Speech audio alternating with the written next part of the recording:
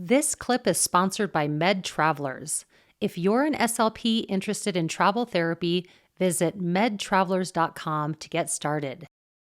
Can you explain what is travel therapy specifically for an SLP?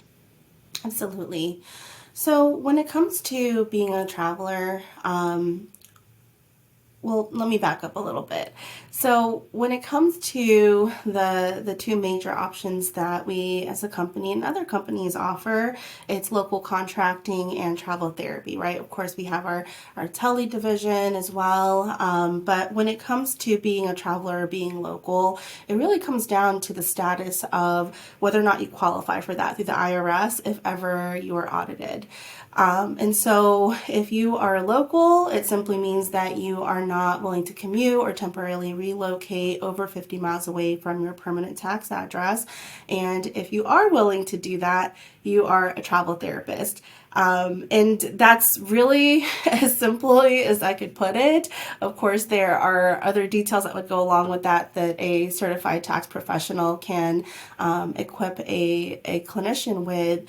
But it starts there is, do you qualify to take advantage of the benefits of having that travel therapy status? And, are you over that 50-mile golden rule? Yeah, and I think especially during the pandemic, we all heard about the travel nurses, the contract nurses.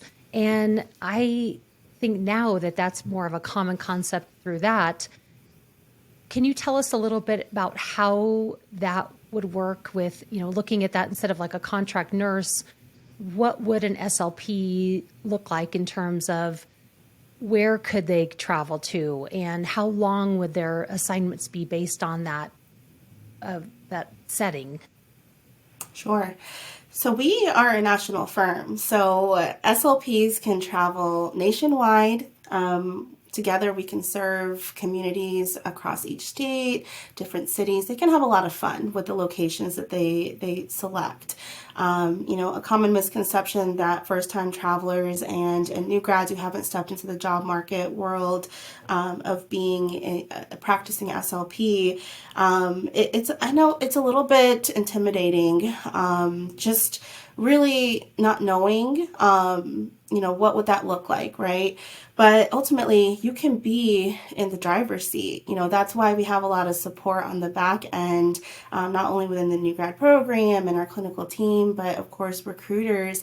They're phenomenal. They're very knowledgeable about that job market. And so they can really help someone, especially in that first time conversation of helping them meet their personal and their professional goals. And so, they can choose different locations across the country. And then as far as their professional goals, they can really specify what settings they might have the most interest in. And if it's a competitive setting, then, their recruiter will help guide them as far as creating a game plan on choosing other settings that they might want to get some experience in beforehand, especially in the job market that they're looking at. And so it can look very different for everyone. But again, going back to anyone who's interested in this option, they should be in the driver's seat. We as a company do work closely with medical as well as with school districts across the country. And so a lot of medical positions will start off with that 13 weeks, but there is always the possibility of extending beyond that.